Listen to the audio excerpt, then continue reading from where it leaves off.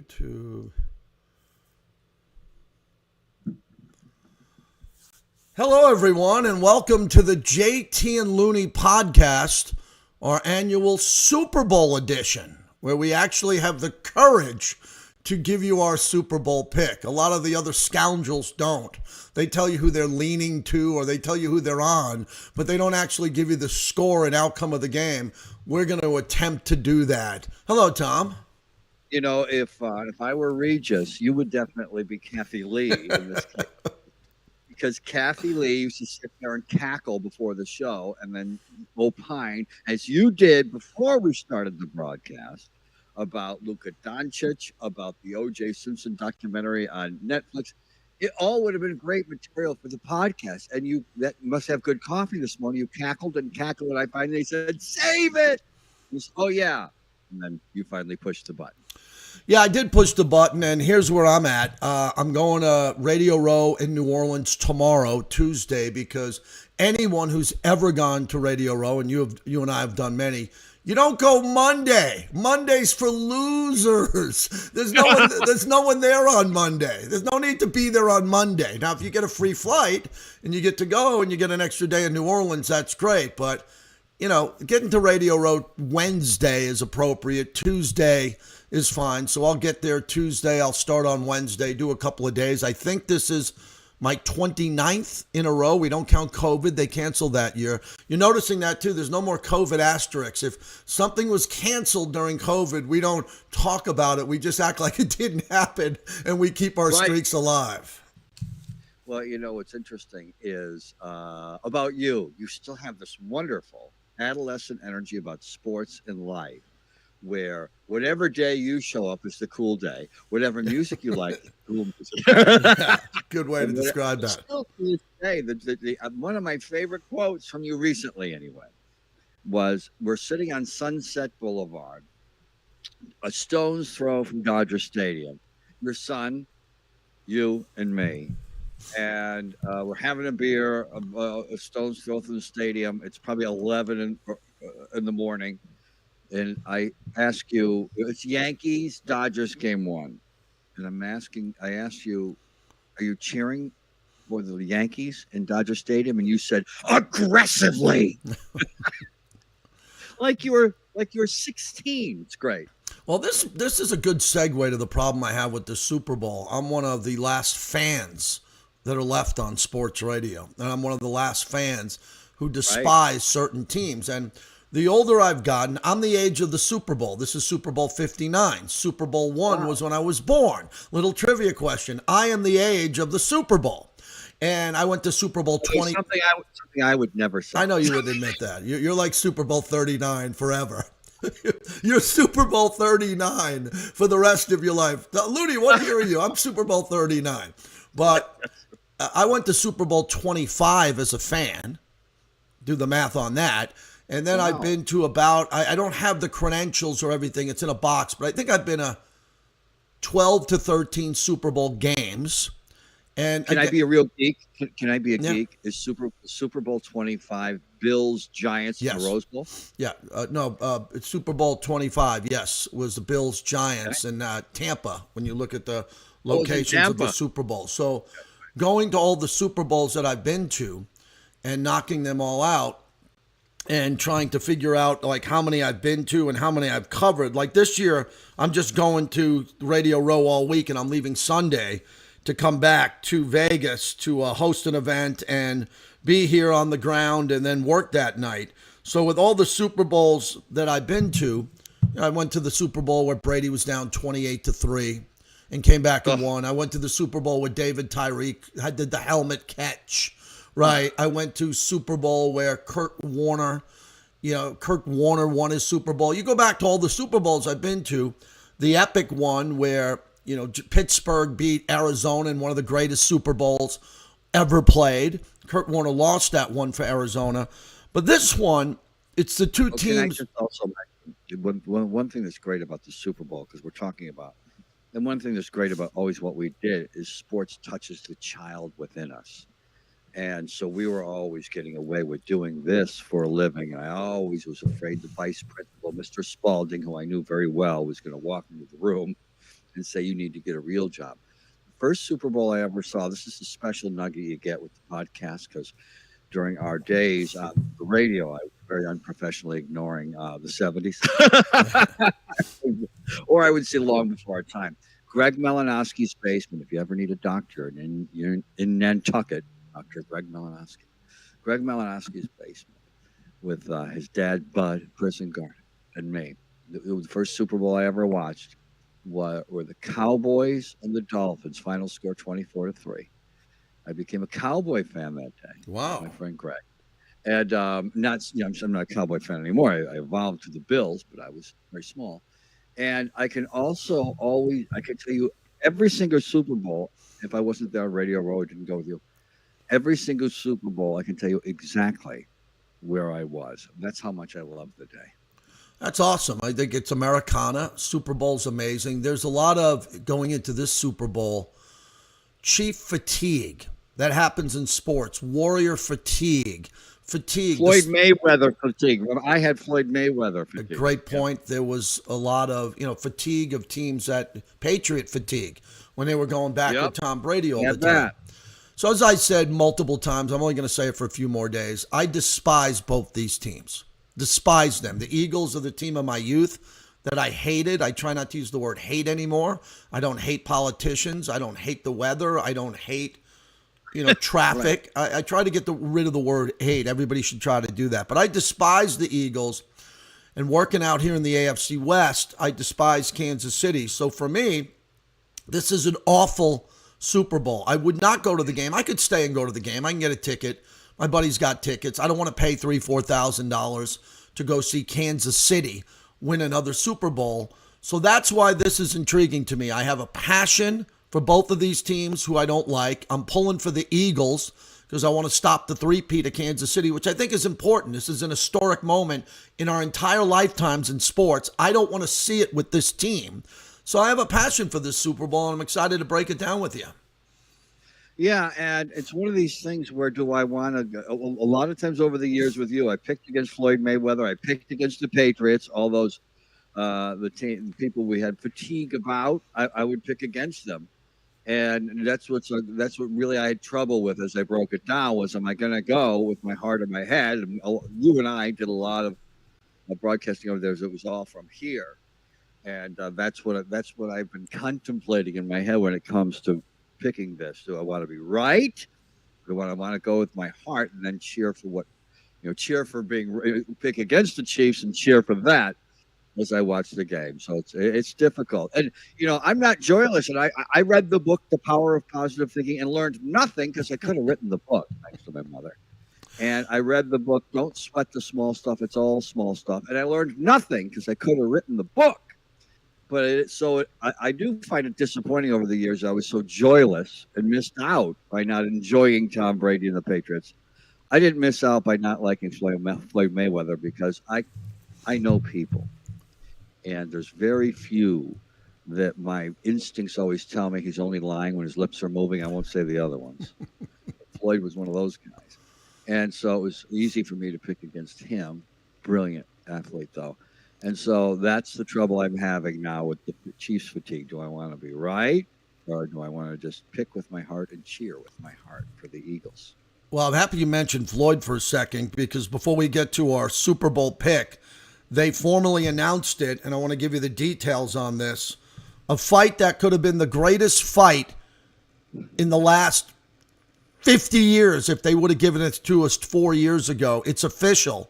Canelo Alvarez versus Terence Crawford now has an agreement in place. September, mega fight in Las Vegas. Canelo versus Terence Crawford, breaking news from Ring Magazine. If that fight was 4 or 5 years ago, we've been waiting for Errol Spence, Terence Crawford forever. Canelo is still on the back end of his prime. I think he could really peak for this fight. I think Bud Crawford's better. But this is a war. This is an unbelievable fight I can't wait for. And Canelo is a throwback fighter to a black and white 1950s Rocky Marciano type reel that you would watch, in the way that he fools you. He starts a little slow and he goes to the body, to the body, to the body. That's old-fashioned. old-fashioned. But and then the guy's hands drop, and then he knocks them out later, or starts beating them bloody in their face later. Because once those punches stop hitting the liver and the kidneys and start hitting the face, it will break your face. And he's done that to more than one fighter. So he's a joy to watch in terms of a boxing lesson, a throwback. And there were YouTube videos of him beating up grown men when he looked like Opie, and he was 15 years old back in the day, and a 15-year-old professional. So he's a fascinating character in sports, period. All right, we got a lot to cover. Here's Super Bowl, our preview coming up for Super Bowl 59. Kansas City comes in. They got a rabbit's foot. They got the lucky numbers going. This team should have lost 4 or 5 games in the regular season. No debate. Yep. They didn't. They found a way to get home field advantage. They got the bye week. They got an easier schedule. Then they had Buffalo come in. And once again, one big call. It just takes one. 4th and 1. We covered it on the last podcast. Goes Kansas City's way. I thought Josh Allen got the first down. It could have won the game. Buffalo was in the lead. Late in the game, Kansas City gets the call. They go on and win. Philadelphia has just been dominant all year long with the addition of Saquon Barkley. Jalen Hurts was banged up for the majority of the year. The Eagles' offensive line is their strength, but they're banged up coming into the Super Bowl. Their defense is great, but this has all been about Saquon Barkley, Tom, who's averaging, get this, 147 yards a game in the playoffs in 3 games. So I like the Eagles to win this game because I believe, not since Marshall Faulk or Terrell Davis before that, there's been a running back who can dominate a Super Bowl game. It's all been about the quarterbacks for 20 years, Brady and Mahomes. Finally, we have a running back.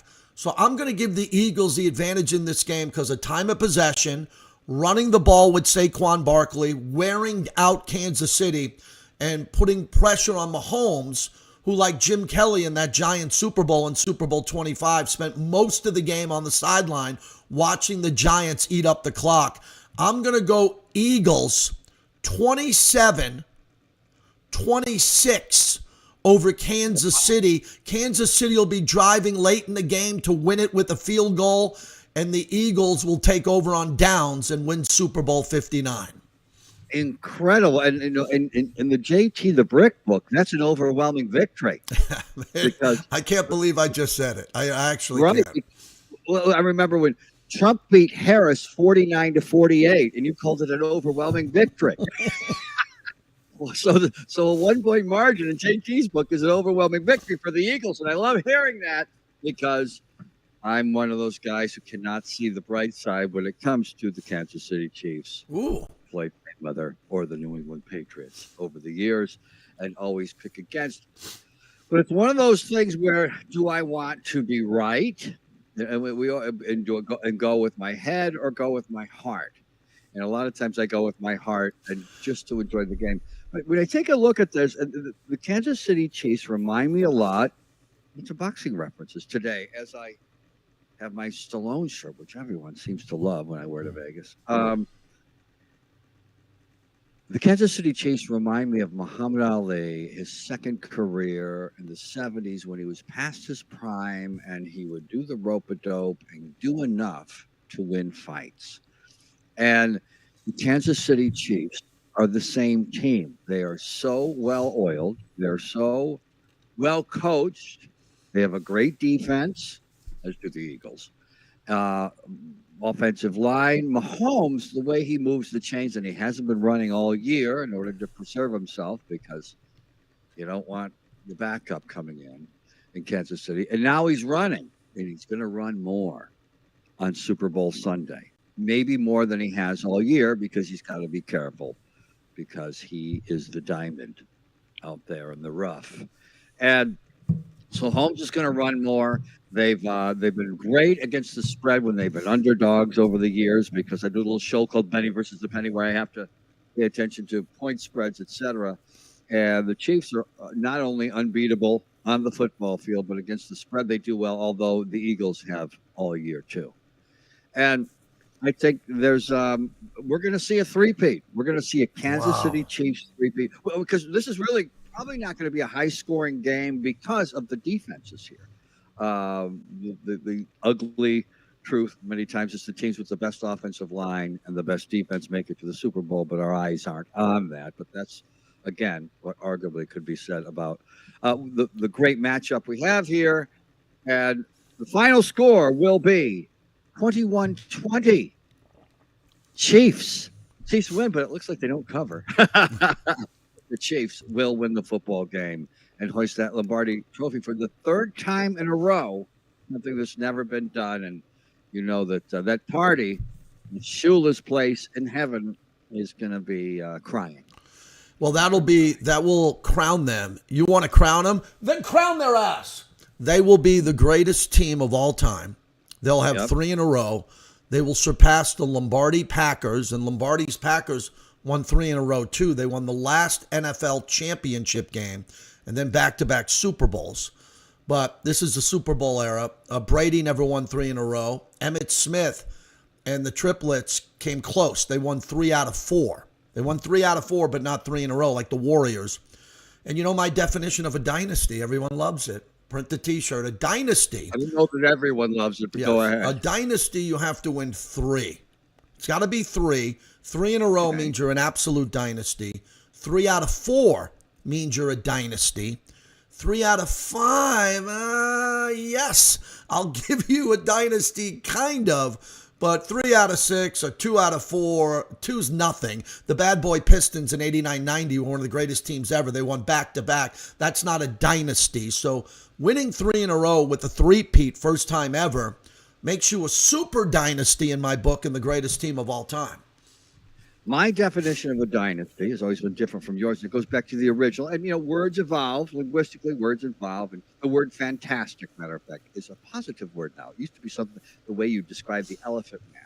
Gross, odd, eccentric. And now it means something wonderful. Words evolve. Dynasty has evolved in your vocabulary. Dynasty, to me, would be the Yankees. Grandpa got a championship. Great-grandpa got a championship with the Yankees. Dad got one. I got one. My son got one. That's and the same thing with the Lakers. Grandpa, Dad, me, my son. That's a dynasty for me. Oh, the Bushes. Grandpa was a United States senator. Son was a president. His son was a president, and now the grandson was elected right in Texas, and the Kennedys, etc. So that's what a dynasty, I think, is when it goes beyond generations. Nevertheless, I don't think the Kansas City Chiefs, they never been any good in our lifetime, but I think they won a Super. They won a Super Bowl before we were paying attention or before we were alive, but depending on how I want to, depending on what microphone I'm talking into. But this might be, because of the era we live in right now. All the athletes right now in every sport are better than any other athlete of any other generation, with nutrition, with doctors, with sobriety. So they might be the greatest football team of all time, too. Yeah, that would hurt me if they were, because living out west here with the Raiders and just seeing, the Raiders were at one point the team of the decades. It was on every program, team of the decades, because they were great in this. Well, they turned it around in the 60s. They were great in the 60s in the AFL. And then in the 70s and 80s, combined, they won 3 Super Bowls. They were the team of the decades, 60s, 70s, 80s. Pretty good. When they were in Los Angeles, your friend Al Davis used to always sit down in front of a microphone and say, we are the only franchise that won a Super Bowl in the 60s, 70s, and 80s. And he wanted one in the 90s really bad. Absolutely. But Kansas City, I'll tip my cap to them if they get it done. They are truly a special team. Again, to recap this, I believe the only way that the Eagles can win is they have to surpass Saquon going over 150 yards, which is hard to do. Kansas City's very good. Chris Jones is the best defensive tackle, along with Aaron Donald of the modern era. Maybe they can break outside, but I will tell you, Kansas. Do you think with the prop bet, there's going to be a prop bet of, is there going to be a run over 37 Yeah, I'd take yards? all that. I'd take Saquon over yards. I'd take Saquon over longest run. I would take Saquon over total touchdowns. I'm going all in on him. Saquon got that prop on the first handoff. Yeah, I would go all in on that. And if I'm wrong, you know where to find me. I think if Kansas City stop, because remember, drinking game alert, Spags. If Steve Spagnuolo decides what Bill Belichick would do in every Super Bowl, his first meeting would be, we're going to take away that player. We're going to take him out of the game. No one did it better than Belichick. So we're going to take out Julio Jones. We're going to take out this player. We're going up against this team. We're going to take out that tight end. And he did it. If Spags wants to take out Barkley and load the box, football terms here, load the box with 8 in the box to stop the run, Jalen Hurts has got Devontae Smith, who won the Heisman at wide receiver, and he's got A.J. Brown on the outside, and he's got Dallas Goedert, who's pretty good, and they'll be in single coverage. And I know Kansas City, and I know their young rookie safety well. He grew up in my house. Great player, Jaden Hicks, but there's not going to be too much as a last line of defense in this game if they're able to run it and work play action and throw it deep. So I think this is one of the better X's and O's games, Tom. X's and O's Super Bowls I've seen in quite some time. Two things there. First of all, you're right about Spags, and if you want to keep yourself sober during the game, don't play the Spags drinking game, because Jim Nantz and if I put Spags up here in the corner every time, and Andy Cohen would say, if I put Spags here every time, drink. Yeah, right. You'll be so drunk by halftime you won't remember the third and fourth quarter. Boy, they love that Spags. I think the media. I think he must be a good source, because the media guys all seem to know Spags really well. But Jordan Hicks, you just brushed by something. Jaden Hicks. Jaden Hicks has been in your living room. Why? His whole life, because he grew up, he went to Bishop Gorman High School, where my sons went to. He's my youngest son's, one of his best friends. My son, who's an aspiring sports agent, represents him in the field that he's in now. They're good friends. And he was drafted in the 4th round by Kansas City. Should have been drafted in the 2nd round. It truly is a great story that I haven't shared on this platform. We went to his draft party. And his draft party wasn't on Thursday night, because he knew he wasn't going to get drafted in the 1st round. He had a draft party on Friday where they have the 2nd and 3rd round. Whole family was there, all his friends, packed at a beautiful house in Vegas, cameras there. And he was supposed to get drafted a lock, and he didn't get drafted.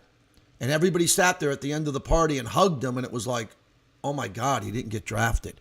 The 2nd and 3rd round's over. And this kid was so high class, he stood up in front of the room and said, I know I'm going to get drafted tomorrow. Thanks, everybody, for being here. He gets drafted by Kansas City the next day, right in the beginning of the 4th round. He's their first defensive player taken. Remember, they took Xavier Worthy, the speedster, wide receiver. Right. And then Jaden Hicks from Bishop Gorman, who was in my backyard since he's been 9 years old. He leads Kansas City in interceptions for the season as a rookie. And he's playing a lot. Special teams, 3rd down. Oh, he's picked off Brock Purdy in the end zone. He's had a great year. And he's going to play a lot in the Super Bowl. So I say this lightly because this kid's a beautiful, great young man. He's only 21 years old. If he wins the Super Bowl, he's going to get a Super Bowl ring, Tom, that's going to have 5 diamonds that say three-peat as a rookie. And it'll be pretty cool. But he knows, I joke about it, I can't root for Kansas City. And we all know I hate the Eagles, despise them. So it begrudges me to go with the Birds to win this game by 1. 21 years old. Max Christie, only 21 years old. A wonderful young basketball player who played for the Los Angeles Lakers and had his best game a couple of nights ago. And now he's gone to the Dallas Mavericks. Where did that come from? That was a blow up your phone moment. We were sitting and got the text, and I looked down at my phone and my wife said, "What are you looking at?" I said, "You won't believe this. Luka to the Lakers, Anthony Davis to Dallas." And let's just stay with Luka and Anthony Davis. They're both China dolls. Luka's starting to be a guy that's injured. The calf, injured, playing through injury. And Anthony Davis has always been injured. I think he's missed 26.7% of his games as a Laker. Give me a break. Missed a quarter of the games he plays. But Anthony Davis has got a chip. Anthony Davis forced his way out of New Orleans. Forced his way out. Like Myles Garrett is trying today. We'll get to that. Forced his way out. Got a ring with the Lakers. I thought the ring counted, even though it was in a bubble. Yes. During COVID. Very hard to win that ring. And now Anthony Davis is thrown aside by Jeannie Buss and our great friend Jay Moore, who I love. Thrown aside.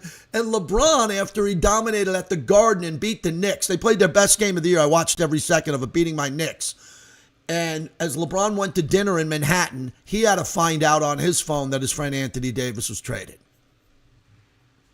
That's tough. That's tough because Anthony Davis is so easy to like, really loved by Los Angeles, because what's not to love? He's not chippy.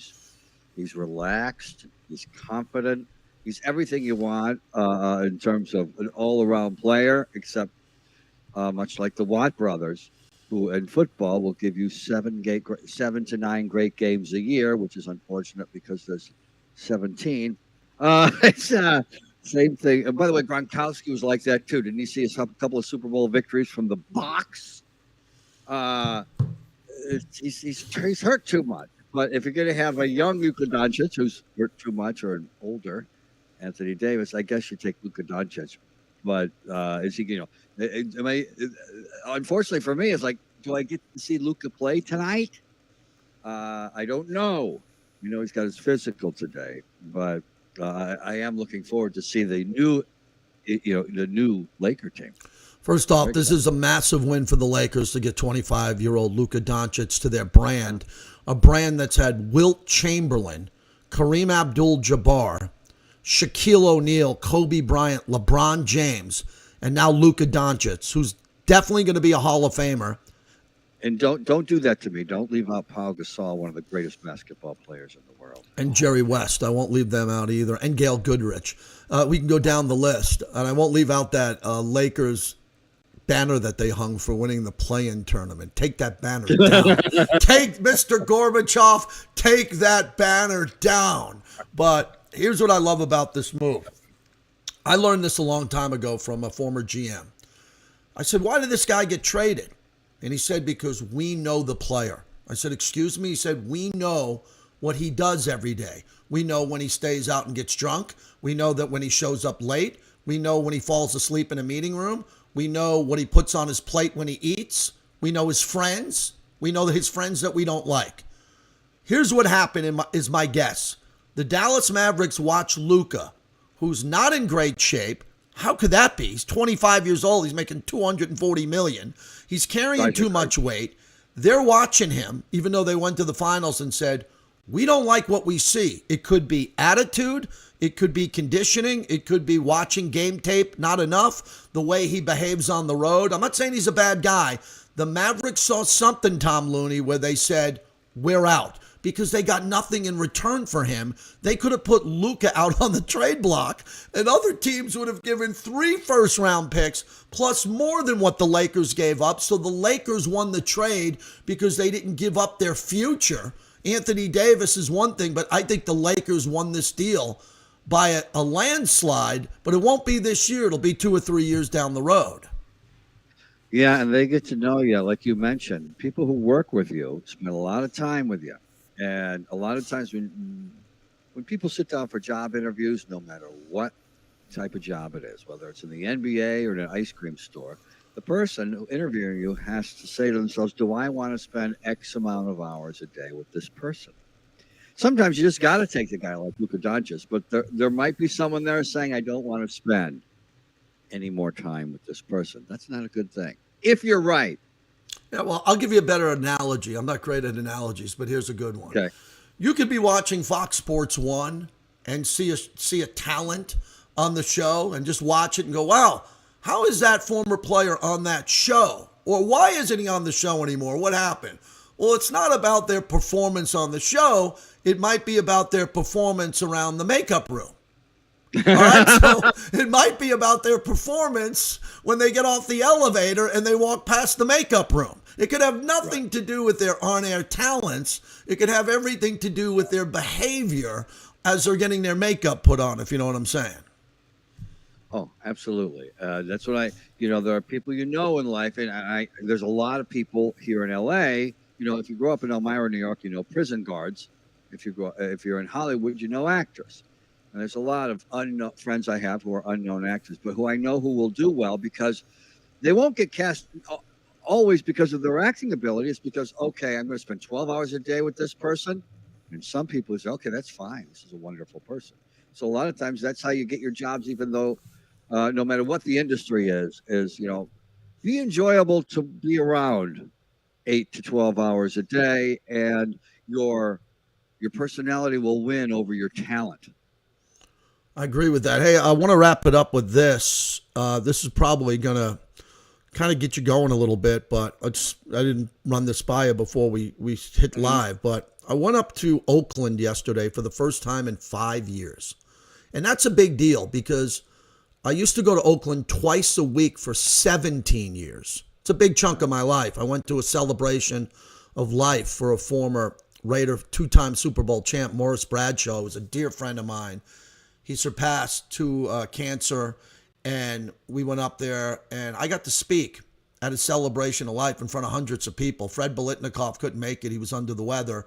So they chose me to give the final speech and toast in front of about 20, 25 Super Bowl champions, the owner of the Raiders, Mark Davis. It was a pretty big moment because I got to say goodbye to a friend of mine who was a mentor, had a really big impact on my life. That being said, we took an early flight because we couldn't get one at the right time. Celebration of Life happened in the Legends Room at O.co, Oracle Arena, where Steph Curry used to play. And a beautiful room downstairs. And we got there about 2 hours early, so we went to breakfast in Alameda. And we took Ubers around Oakland. Oh, my God. If you want to talk about a California city and urban decay, we saw chickens on the side of the road, trash, garbage, the homelessness, the buildings that I used to stay in. The Oakland Airport Hilton closed and they're tearing it down. Walmart left. In-N-Out Burger left. And we drove around. Alameda was nice. We had breakfast at an old Waffle House, 100 years old, Ole's. And we came out of there, and Alameda looked fine, and get back onto the freeway to go to the Coliseum. Holy crap. What happened to Oakland? One of my favorite cities. It was really disappointing where that city is at today, enough where I know the city well, I know the landmarks, and I was astonished what happened to that once proud California city. Yeah, and it's a problem, no matter it's a blue state or a red state, it doesn't matter. Whether blues are in charge or reds are in charge, it doesn't matter. This is an American problem, the decay in our cities. The homelessness is an American problem. And if we try to do it and approach it in that way, that shame on us, not shame on them, shame on us. We need to fix this problem. I just saw the movie A Real Pain yesterday. Ooh. It was about two cousins, and they traveled to Poland, and I have Polish roots. Why does this always happen when you go to Europe? You see how they built out of World War II, and a lot of people left and came to America, and all these countries said, how do we make people love this country and not leave for America? Well, they gave them health care and beautiful parks and beautiful cities. We haven't spent enough in our culture. We spent probably too much on aircraft carriers, I'm just picking that, and other things, rather than getting people to loving your country isn't standing for the national anthem at a football game. It's it's something that's earned by the country. And if you give people more parks and you make places more livable, you drove through it and said, this is not livable. We can't have cities like that. Yeah. And we have to come to the problem bipartisanly, address what's wrong with us, with our shootings, what's wrong with us. They don't do that in other cultures. With our drug problems, what's wrong with us. You can get a lot of these drugs free in other cultures at the pharmacy. Steroids and painkillers free in Mexico. How come they're not all on steroids and painkillers? We can't handle that in our culture. What's wrong with us?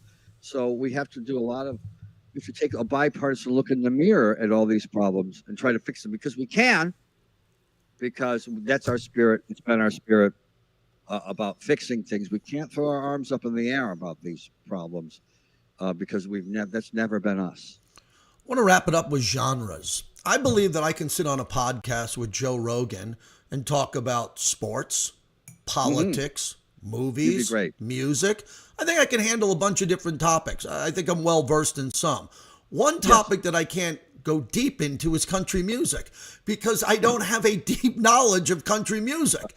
So when Beyoncé won the biggest Grammy Award in the country music genre over people like Chris Stapleton and Lainey Wilson. The internet broke last night with Cowboy Carter. So I will say this again. I did not listen to the record. But wow, for her to come into the Grammys kind of late, walking in with Blue Ivy, with Jay-Z, and have all the country artists bow down to her as she walked up and got the Grammy for that album. Do you believe that we need another vote recount? Is there a conspiracy theory amongst the voters of the Grammys that they are bowing down to Jay-Z and Queen Bee and the power they have in the industry and giving them a country music trophy in the category where Shania Twain, Johnny Cash, Dolly Parton lived over 70 years? Is that fair to you? Don't leave out Ray Charles. Yes. Ray Charles won Grammys and set album records back in the day when they wouldn't put his face on the album cover because they didn't want people to know he was black. So it's got a lot of black roots in country music. There's a newsflash, JT, there's a lot of black people in the South. And they had a lot of influence with the country music scene. And the country music has a lot of influence on people of every color in the country. We don't always think of it that way. It's the number one format in America on the radio, and it's always been. A lot of us who didn't grow up with it don't think of it that way. But I did afternoon drive at WGMR in State College, Pennsylvania, good mountain radio, where we played country music and got to know it then. And it's a great, deeply American type of music, and that's what she wanted to make. Yeah. She wanted to make an album. One of the most talented artists in America wanted to make an album in the genre that's the most popular in America. You remember, people think certain music is cooler than others, so people don't always say they like country music, or it doesn't make as much noise as rock and roll and rap. But it's a great music genre, and a lot of non-white people from the South love country music. Well, Tom, I'll check in with you from New Orleans, where the weather's supposed to be in the mid-70s. We want everybody to be safe there because of what happened on New Year's, right? What happened there with the terrorist act there. The barriers are up. The drones are up. That's a new thing we do in America now. We shut the borders down and we put tariffs of 25% and try to scare presidents and prime ministers to listen to us, or we'll give them a tariff. Right. New Orleans needs to be safe. I'll be at my first Super Bowl ever with my son, who's going to be down there working and kind of doing his deal down there. So we'll get a nice photo from New Orleans. And I look forward to talking to you next time on the JT and Looney podcast. Please share the podcast with everyone, please.